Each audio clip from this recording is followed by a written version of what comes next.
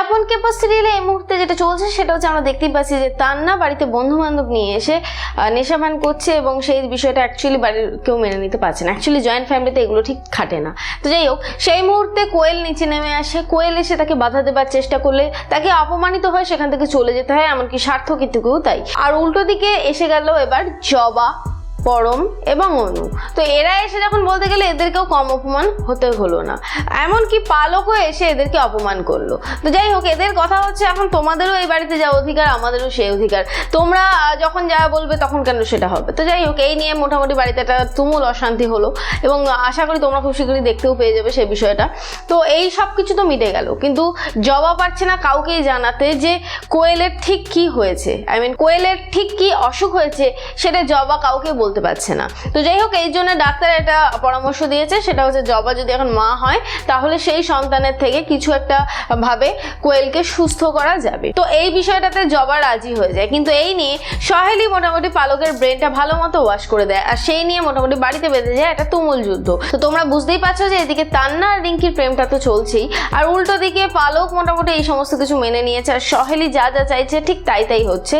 তো এইবার আমি কিছু বলতে চাই, সেটা হচ্ছে এই সিরিয়ালের সমস্ত কিছু আমার বেশ ভালো লাগে। আলটিমেটলি প্রথম থেকে শেষ অবধি ভালোই লাগে, খারাপ লাগে না। মাঝে মাঝে কিছু কিছু ক্যারেক্টার মিসিং হয়ে যায়, সেটার জন্য একটু খারাপ লাগে। তবে হ্যাঁ, আমি দু একটা কথা বলতে চাই, সেটা হচ্ছে যে ইতু ক্যারেক্টারটাকে এবার অন্তত একটু স্ট্রং দেখানো উচিত। তার কারণ হচ্ছে সার্থকের সাথে বিয়ে হয়ে গেল, সে নাকি পড়াশোনা করছে, আর চোখে দেখা যায় না কিন্তু সে পড়াশোনা করছে। আবার কোনদিন দেখিয়ে দেওয়া হবে যে সে বড় ডাক্তার হয়ে গেছে বা বড় উকিল হয়ে গেছে বা বড় কিছু একটা হয়ে গেছে, কিন্তু ফাইনালি ইতুকে আর সেইভাবে ফেস করা হয় না। তার থেকে বড় কথা, ইতুর ওই ন্যাকা ন্যাকা ডায়লগগুলো অনেকেরই এখন এই মুহূর্তে আমাদের সহ্য হচ্ছে না। তার কারণ হচ্ছে জবা মা আছে, জবা মা সবকিছু ঠিক করে দেবে। ইতুর ওই একটাই ডায়লগ আছে, তুমি চিন্তা করো না কোয়েল দি, তুমি এখান থেকে উপরে চলো। জবা মা তো ভালোর জন্যই বলেছে, দাদু তুমি তোমার ওষুধটা খেয়ে নাও, ঠাম্মা তুমি তোমার শরীরের দিকে খেয়াল রাখো। এছাড়া কি ইতুর কোনো ডায়লগ আমরা পাবো না?